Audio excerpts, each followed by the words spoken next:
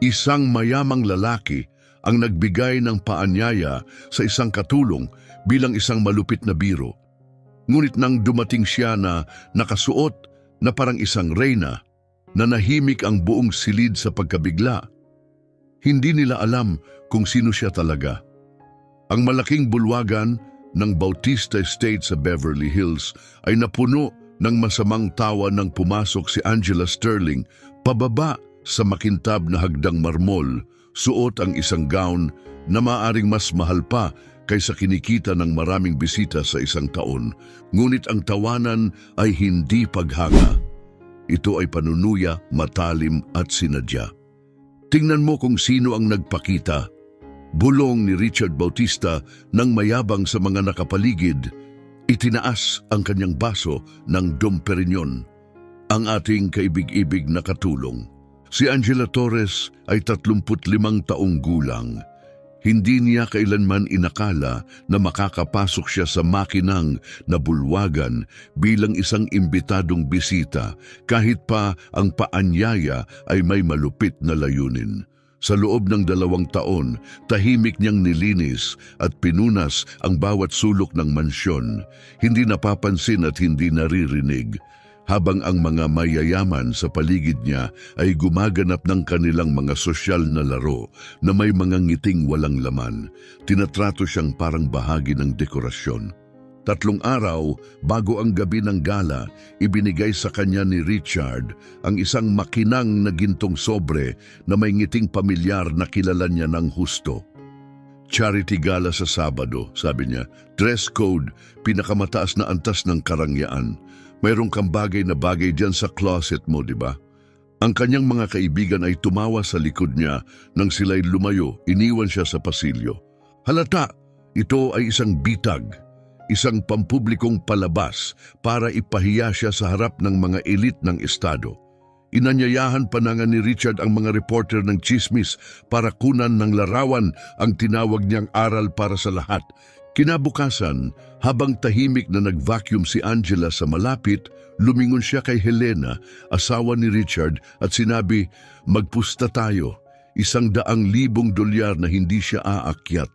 At kung dumating siya, siya ang magiging tampok ng gabi. Tumawa si Helena ng madilim. Ang kasamaan mo, Richard, siguro magpapakita siya na may hirap na damit na hiniram at aalis din agad matapos makahiya. Ngunit ang hindi alam ni Richard, may 2 makapangyarihang lihim si Angela. Una, hindi siya palaging katulong. Lumaki siya sa mga lugar na kapareho ng mansyon ng Bautista. At pangalawa, hindi lahat ng bagyo ay dumadating para wasakin ka. May mga bagyong nagtuturo sa iyo kung paano maglakad sa ulan ng may dangal. Habang naglalakad siya sa gitna ng mga tao, naiinis na tumitingin sa kanya. Nanatiling tuwid ang kanyang likod, matatag ang mga hakbang at payapa ang mukha. Na para bang may dala siyang katotohanan na kaya niyang ibaligtad ang buong mundo nila. Dumaan siya ng may karangyaan na para bang bawat hakbang ay pinagpraktisan ng maraming taon. O Diyos ko, dumating nga siya, bulong ni Patricia Weston, asawa ng senador, sa kanyang kasama. At yung damit, saan kaya niya nakuha? Siguro hiniram lang niya, pang-aalipusta ni Vivian Chambers, tagapagmana ng langis. Siguro babayaran pa niya yon habang buhay, nakakalungkot, talaga. Ngunit hindi nila alam na hindi hiniram, binili o inarkila ni Angela ang damit. Kinuha niya ito mula sa kanyang sariling nakaraan, binawi ang isang bagay na pag-aari na niya, isang nakaraan na sana'y sinubukan ni Richard na burahin kung alam niya ito.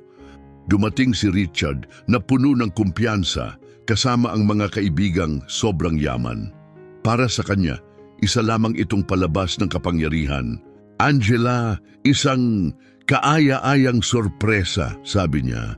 Alam kong hindi mo palalampasin ang pagkakataong ito. Ibig kong sabihin kapag ang isang tulad mo ay inimbitahan dito, isang tulad ko, inuulit ni Angela, kalmado ngunit matalas ang tinig. Sige Richard, itapos mo ang pangungusap mo. Sandali, Isang iglap lang may tumigil sa kanya sa tono ni Angela. May lakas doon, isang bagay na hindi niya pamilyar, ngunit agad bumalik ang kanyang kayabangan. Alam mo naman, isang taong hindi sanay sa ganitong klase ng lugar, maaaring sobra ang karangyaan. Ngumiti si Angela, hindi dahil kinakabahan, kundi may nakakagulat na kalmadong ngiti. Ang klase ng ngiting nagpapatahimik ng tawanan. Natakot? Inuulit niya, tumitig kay Richard. Hindi naman, Richard. Pakiramdam ko nandito ako kung saan talaga ako nababagay.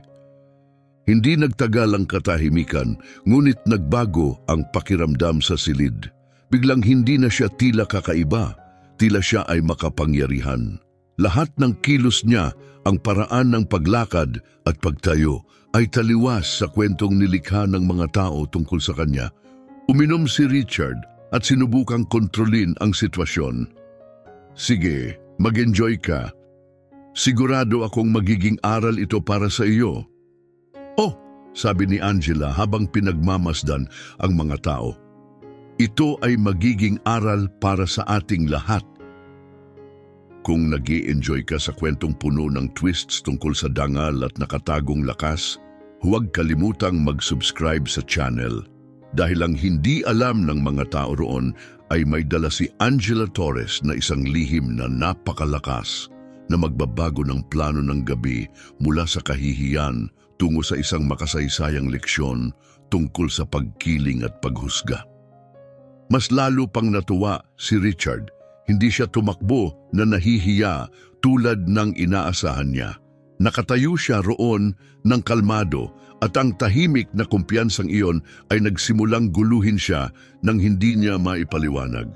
Mga tao, malakas na sabi ni Richard, tinuktok ang kanyang kutsara sa kristal na baso para patahimikin ang silid. Ipinapakilala ko ang ating pinararangalan na bisita ngayong gabi, si Angela Torres, ang ating tapat na katulong. Bumalik ang tawanan, ngayon ay mas matalim. Nagliwanag ang mga telepono sa buong bulwagan habang ang mga sosyal na tao ay kumuha ng mga larawan at naglagay ng mga mapanuyang caption sa kanilang mga kwento. Richard, bulong ni Helena sa tabi niya, nagpapanggap na nag-aalala. Hindi ba ito masyadong malupit? Malupit? Tumawa si Richard. Pakiusap. Binigyan ko siya ng spotlight ng kanyang buhay.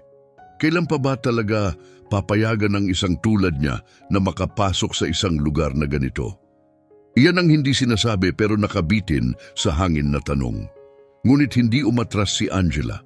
Nakatayo siya ng matangkad at matatag sa gitna ng silid. Ang lahat ng mga mata ay nakatutok sa kanya. Ngunit sa halip na ang kahihiyan na inaasahan nilang makita, ang mukha niya ay nagpapakita ng isang bagay na ganap na kakaiba, isang kapayapaan mula sa isang taong nakaligtas na sa mga bagyong mas matindi pa kaysa tsismis at mga titig. Lumapit si Patricia Weston, kasama ang kanyang mga kaibigang maayos ang anyo, bawat isa'y may ngiti na lalo pang matamis habang nagiging mapanira. Angela, mahal, sabi ni Patricia, na puno ng panunuya ang tinig. Gaano katagal ba bago mo nahanap yung damit na yan? Siguradong nahirapan kang pumili ng bagay na akma. Sumagot si Angela nang may matatag na poise na pinatigil si Patricia sa kanyang bahagyang ngiti. Sa totoo lang, wika niya, ang damit na ito ay may mahalagang kasaysayan. Pagmamay-ari ito ng aking ina. Napangiti si Vivian Chambers nang mapanuyang tumawa. At saan nakuha ng nanay mo yung ganong gown? Sa isang mamahaling second-hand na tindahan. Hindi nawala ang ngiti ni Angela. Lumalim pa nga ito. Ngunit ngayon ay may tinik. Suot ng aking ina ito nang huli siyang pumasok sa isang ballroom na tulad nito. 20 taon na ang nakalipas. Noong kilala pa siya bilang Angela Torres Bautista. Nanahimik ang buong bulwagan sa pagkabigla. Tumigil ang mga usapan sa kalagitnaan ng pangungusap. Kahit si Richard na tumatawa noon sa likod kasama ang kanyang grupo ay dahan-dahang lumingon. Ano ang sinabi mo? Tanong niya, na biglang naging tuyo ang tinig. Torres Bautista, Inuulit ni Angela, bawat pantig ay dumaan sa katahimikan. Nakakatawang gaano kadaling kalimutan ng ibang tao ang sarili nilang dugo. Nag-alon ang pag-aalinlangan sa mukha ni Richard, naputla siya. Sa tabi niya hinawakan ni Helena ang kanyang braso nang hindi na pag-iisipan. May mali, malalim na mali. Sira ulo ka, ang bulong ni Richard. Ngunit kulang ang paninindigan ng kanyang boses. Hindi ko alam ang pinapasok mo dito, pero... Hindi ito palabas, Richard, sabi ni Angela. Lumapit pa. Ilang tao ang umatras ng kusa. Ito ang kwento ng pamilya namin. Ang tinago mo, umaasang mawawala na lang. Pero ang katotohanan ay may ugaling lumabas kapag hindi mo inaasahan. Patuloy ang pag-record ng mga telepono, ngunit ngayon hindi na ito tungkol sa panunuya. Tungkol ito sa isang tunay na bagay. Nagkakalat ang mga bulong na parang kuryente sa buong silid. Lumingon si Helena sa kanyang asawa, mga matay malalawak. Ano ang sinasabi niya? Nagsisinungaling siya, mabilis na sabi ni Richard, ngunit nanginginig ang kanyang mga kamay. Isang katulong lang ito na gumagawa ng drama. Kinuha ni Angela ang kanyang bag at ipinakita ang isang bagay na nagpasabog ng hininga mula sa lahat, isang singsing. Ngunit hindi basta-basta singsing, ito ay ang singsing ng kasal ng pamilya Bautista. Kilala, nakikilala. May ukit ng family crest at may koronang asul na sapphire na ipinasa mula henerasyon hanggang henerasyon. Ito, sabi ni Angela, itinaas ang singsing sa liwanag ng chandelier, ay ibinigay sa aking ina ng kanyang fiancé, si Manuel Bautista, ang aking lolo. Ang bigat ng kanyang mga salita ay bumigat sa hangin. Yung parehong lalaking sinabing namatay ng walang tagapagmana. Natitig ang katawan ni Richard. Saan mo nakuha yon? Ninakaw mo ba? Ninakaw? Tumawa si Angela malamig at matalim. Hindi mo maaaring nakawin ang sayo ayon sa kapanganakan, Richard. Si Patricia Weston, nakitang-kita ang pagkabigla, ay bumulong kay Vivian. Diyos ko, totoo kaya ang sinasabi niya? Hindi. Mahinang sagot ni Vivian, ngunit nawawala na ang sigasig ng kanyang boses. Kung may pinsan si Richard, dapat alam na natin. Lumingon si Angela sa kanila.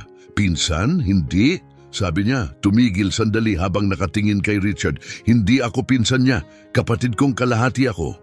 Nagulat ang buong silid. May mga dumura ng kanilang mga perlas. Ang ilan ay nanahimik, tila na stun. Katuwa-tuwa, sigaw ni Richard, ngunit nanginginig ang boses. Hindi kailanman gagawin iyon ng aking ama.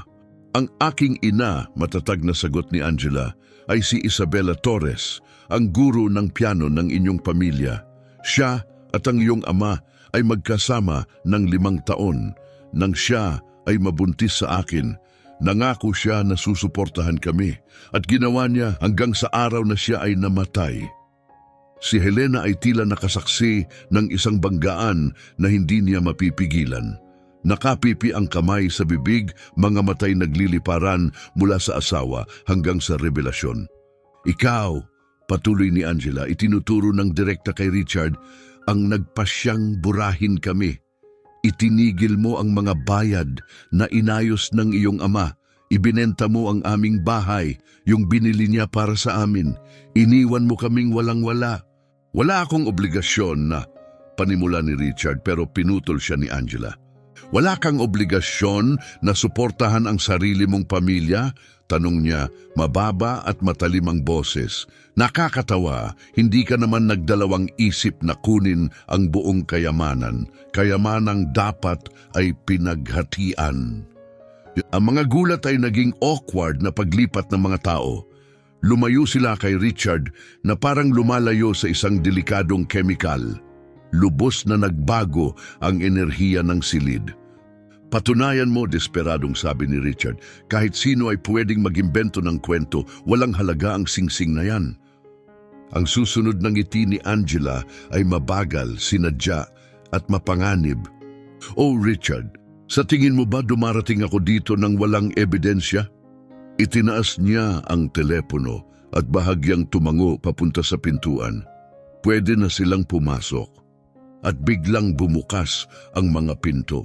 Hindi maintindihan ng mga elitistang bisita na sa bawat pagkakataong minamaliit nila siya, bawat malupit na tawa, bawat pag-aalipusta, lahat yon ay nagpapalakas sa apoy na natutunan ni Angela na kontrolin sa loob ng maraming dekada.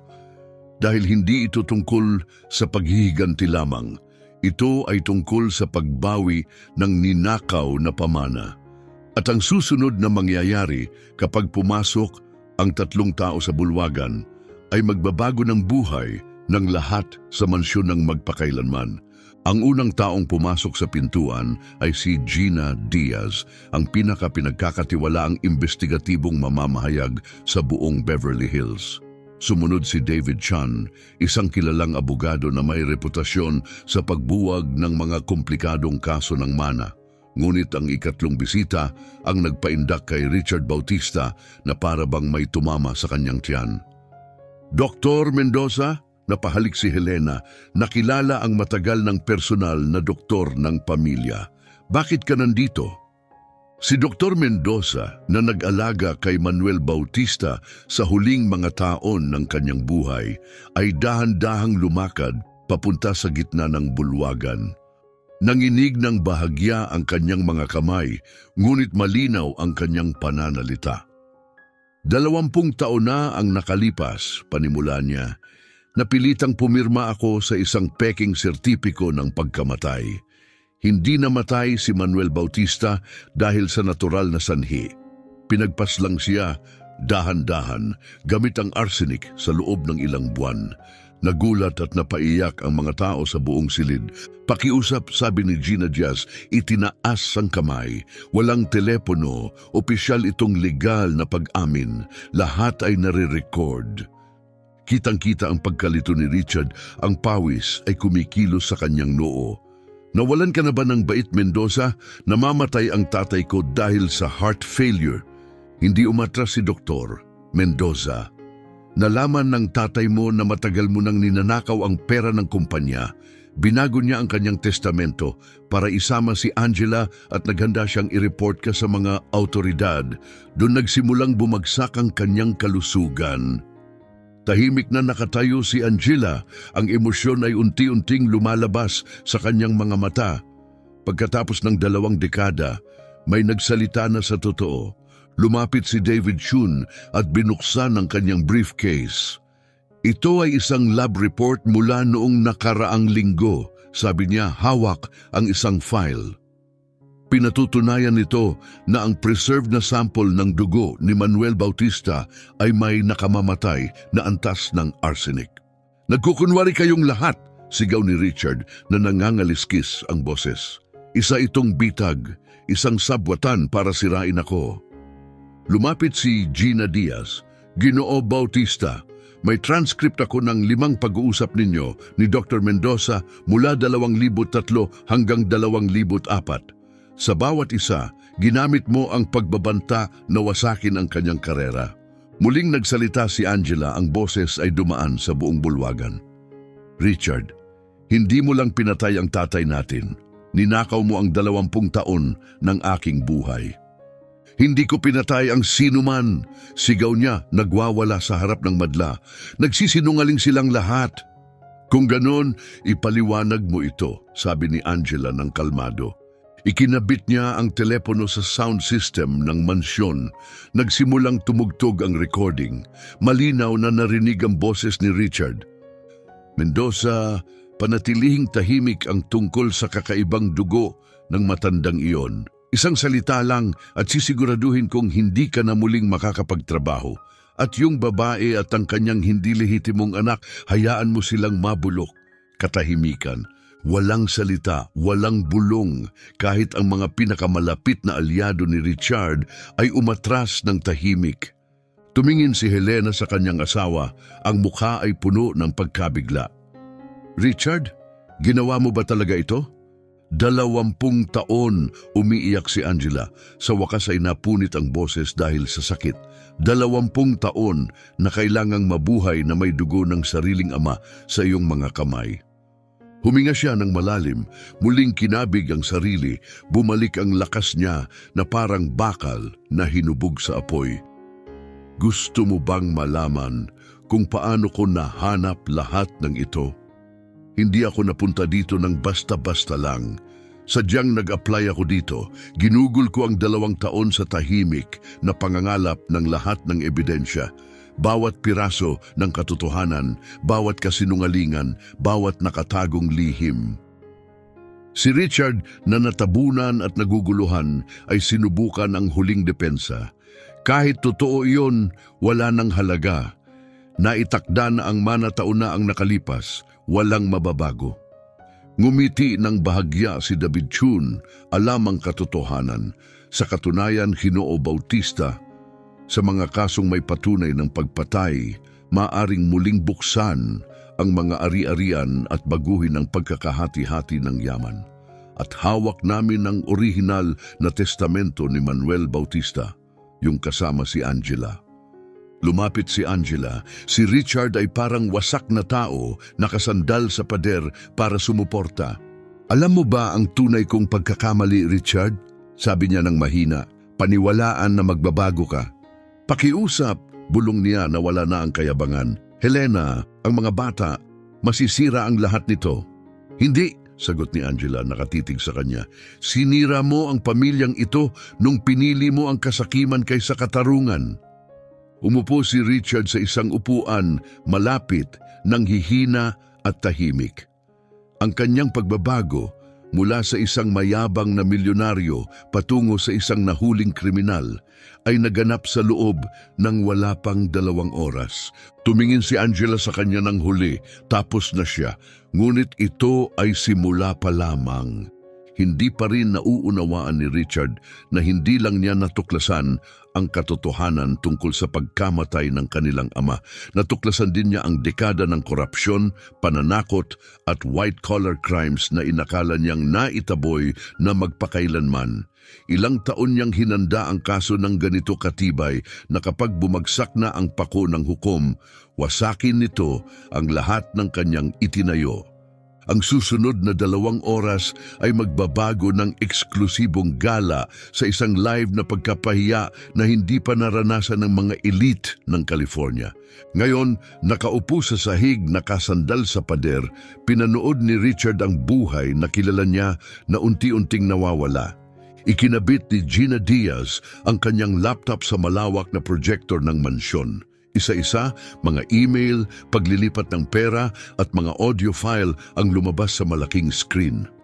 Ito, paliwanag ni Gina, itinuturo ang isang dokumento, ay $200,000 na paglilipat mula sa personal na account ni Richard Bautista papuntang kay Dr. Mendoza.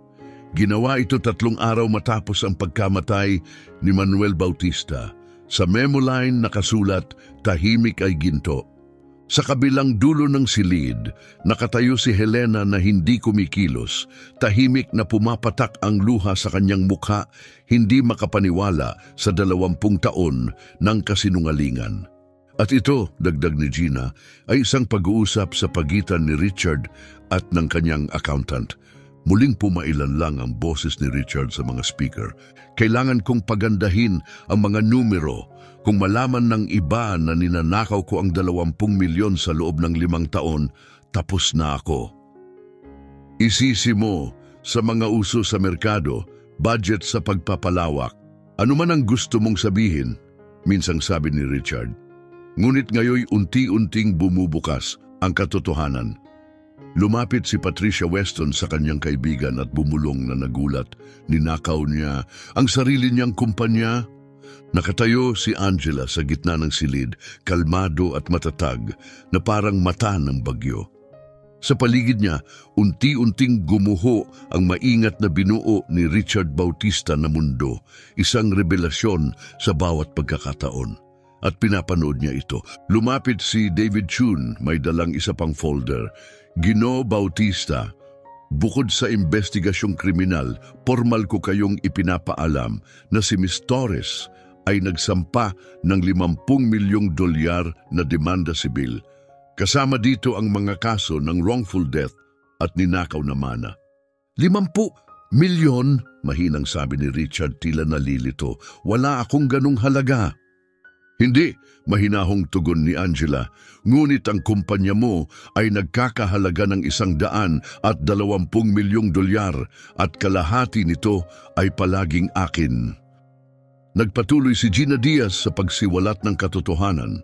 Nadiskubre rin namin ang ebidensyang may kaugnayan si Ginoo Bautista sa 5 kaso ng political blackmail, 3 judges na binayaran at paglustay ng pondo ng charity sa mga personal na account.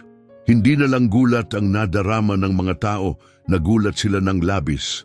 Ang mga dating kasama ni Richard, mga kaibigan, kasusyo sa negosyo ay umatras para bang natatakot na makahawa sa katiwalian niya.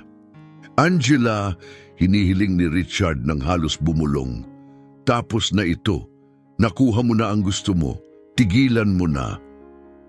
Lumapit si Angela sa kanya, lumuhod upang maging kapantay ng lalaki na sumira sa kanyang buhay. Hindi tumaas ang tono niya, ngunit dala nito ang bigat ng 2 dekadang sakit. Pinatay mo ang tatay namin. Kinuha mo sa akin ang pamilya, ang pamana at ang dangal ko. Pinilit mo akong maglinis ng dugo ng tatay ko sa mga sahig na dinaanan mo. Maaari ko pa itong ayusin, bulong niya ng desperado. Walang ayos sa 20 taon ng katahimikan at kawalang katarungan, sagot niya. Ngunit may mga kaparusahan. Biglang tumunog ang telepono ni Helena. Isa sa kanilang mga anak ang tumatawag mula sa kolehiyo. Ma'am, totoo ba ang mga sinasabi nila sa internet? Totoo ba na... Dad? Lumingon si Helena kay Richard, ang mukha ay puno ng pagkabigla. Natutunan pa nga ng mga anak natin ang katotohanan sa internet, inapi mo sila sa buong mundo. Sinubukang tumayo si Richard, ngunit nanghina ang mga paa niya. Helena, pakiusap. Para sa mga bata, hindi. Mahigpit ang sabi niya, ang boses ay umalingaw-ngaw sa bulwagan. Huwag mong dalhin sila dito, pinahiya mo sila magpakailanman. Lumapit si Dr. Mendoza kay Angela. Miss Torres, formal niyang sinabi, nakipag-ugnayan na ako sa mga autoridad, aarestuhin si Ginoo Bautista ngayong araw. Para sa pagpatay, tanong ni Angela, pagpatay, pandaraya, pananakot, pagtataksil sa buwis, buhay niya ang gugugulin niya sa kulungan. Lumingon si Angela sa mga tao na punong-puno ng paghanga at takot. Linawin ko, sabi niya, hindi ito tungkol sa paghihiganti. Ito ay tungkol sa katarungan para sa bawat taong tulad ko na nasugatan ng mga tulad ni Richard Bautista. Lumapit si Patricia Weston, nanginginig. Angela, patawad. Hindi namin alam...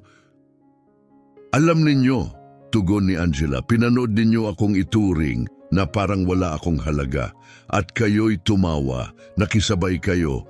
Ang nagbago lang ay ngayon, alam ninyo na mas malakas ako kaysa sa inakala ninyo. Nagsimula ng umaling-awngaw ang mga sirena sa malayo, palalakas ng palakas. Dumating na ang pulis. Tumingala si Richard ng huli. Sinira mo ang buhay ko. Nakatayo si Angela ng matangkad. Hindi, Richard. Ginawa mo yun sa iyong sarili. Pinayagan ko lang ang katotohanan na magsalita. Nang pumasok ang mga pulis sa mansyon at sinaksak si Richard Bautista ng mga handcuffs, inilabas siya na parang pagpasok niya, mayabang at di mahawakan. Ngunit ngayon, nahubaran at nawasak. Lumakad si Angela sa malaking balkonahe. Sa labas, nagsama-sama ang 10 dosenang mga reporter. Kumukutitap ang mga kamera. Nagwawagayway ang mga mikropono sa hangin. Viral na ang balita. Lumapit ng tahimik si Helena. Angela, hindi ko alam. Sumpa. Naniniwala ako sa iyo, sagot ni Angela. Isa ka rin sa mga biktima niya. Ano ang susunod? Tanong ni Helena ng mahina. Tumingin si Angela sa kumikislap na skyline. Ngayon, Nagsisimula ang katarungan at marahil matututuhan ng Beverly Hills na ang tunay na klase ay hindi nasusukat sa pera. Habang inilalakad si Richard pababa sa mga hagdang marmol kung saan minsang pinagtawanan si Angela, nadama niya ang isang bagay na hindi niya naranasan sa loob ng 20 taon. Kapayapaan. Ngunit hindi pa rito nagtatapos. Hindi pa rin nauunawaan ni Richard na ginugol ni Angela ang mga taon hindi lang para pabagsakin siya, kundi para muling bumangon. Hindi lang niya nabawi ang kanyang pamana, nagtatayo siya ng isang mas mahusay na kinabukasan. 6 na buwan ang lumipas. Nakaupo si Angela Torres Bautista sa dating opisina ni Richard. Iba na ang itsura nito. Wala na ang mga malamig na simbolo ng yaman at kayabangan. Sa halip, naroon ang mga framed certificates mula sa mga community program, mga larawan ng mga empleyadong nagsimula sa pinakamababang posisyon hanggang naging executives. Naipakulong si Richard ng 25 taon sa federal na kulungan. Walang parol. Ang mga kaso ay mula sa pagpatay hanggang malawakang pandaraya sa korporasyon. Nakuha ang kanyang mga ari-arian at ipinamigay para sa mga biktima sa buong estado. Isa si Angela sa mga nakinabang. Miss Torres Bautista, sabi ni Amanda, ang bagong executive assistant na dating tagalinis ng banyo sa parehong gusali, narito na ang Forbes para sa iyong panayam tungkol sa pagbabago ng kumpanya. Ngumiti si Angela. Sa loob ng 6 na buwan, napataas niya ang kita ng kumpanya ng 40% sa pamamagitan lamang ng paglikha ng patas at respetadong lugar ng trabaho, patas na sahod, totoong promosyon at kapaligiran kung saan nararamdaman ng bawat empleyado na sila'y pinapahalagahan. Nagdiborsyo si Helena kay Richard at lumipat sa ibang estado kasama ang mga bata, sinusubukang buuin muli ang kanilang buhay. Habang nakatingin si Angela sa bintana ng kanyang opisina, alam niya na ito ay higit pa sa isang tagumpay. Ito ay isang revolusyon. Bago umalis ng bayan, tiniyak ni Helena na hanapin si Angela at makausap siya ng personal. Maari mo kaming winasak, sabi niya na nanginginig ang boses. Pero sa halip, pinrotektahan mo ang mga anak ko. Hindi ko yun malilimutan kailanman. Hindi dapat magbayad ang mga anak sa kasalanan ng mga magulang, banayad na tugon ni Angela. Karapat dapat silang mabigyan ng pagkakataon na maging mas mabuti. Si Dr. Mendoza, na minsang binugbog ng konsensya dahil sa katahimikan, ay ngayoy nagsisilbing in-house medical advisor ng kumpanya. Lahat ng empleyado ay may access sa libreng serbisyong pangkalusugan, anuman ang kanilang posisyon. Hindi ko inakala na magkakaroon ako ng lakas ng loob na gawin ang tama, sinabi niya kay Angela sa isang pulong ng grupo. Ngunit pinaalalahanan mo ako, hindi pa huli ang lahat para muling makuha ang dangal. Lumapit sina Patricia Weston at Vivian Chambers sa mga sumunod na linggo pagkatapos ng iskandalo, umaasang mabuo muli ang tulay. Nananatiling magalang si Angela, ngunit malayo. Tinutukso mo ako noon nang akala mo ay wala akong halaga, sabi niya sa kanila. Ngayon na nakita ninyo ang aking bank account, sabik na kayong maging malapit. Iyan ang lahat ng kailangang malaman. Lumaganap ang kanyang kwento sa buong mundo, mga media outlet, universidad at organisasyon ang bumaha sa kanyang inbox ng mga imbitasyon para sa panayam at pagsasalita. Ngunit karamihan ay tinanggihan ni Angela. Ayokong kilalanin dahil sa pinagdaanan ko, sabi niya sa isang bihirang panayam. Gusto kong tandaan dahil sa aking mga nagawa pagkatapos. Sa ilalim ng kanyang pamumuno, naging isang ilaw ng pagbabago ang kumpanya. Mga scholarship para sa mga anak ng empleyado, microloan para sa maliliit na negosyante sa mga komunidad na hindi nabibigyang pansin, at ang pinakamalaking pondo para sa mga nakaligtas sa domestic violence sa California. Isang tahimik na hapon, binuksan ni Angela ang isang liham mula ito sa kulungan mula kay Richard.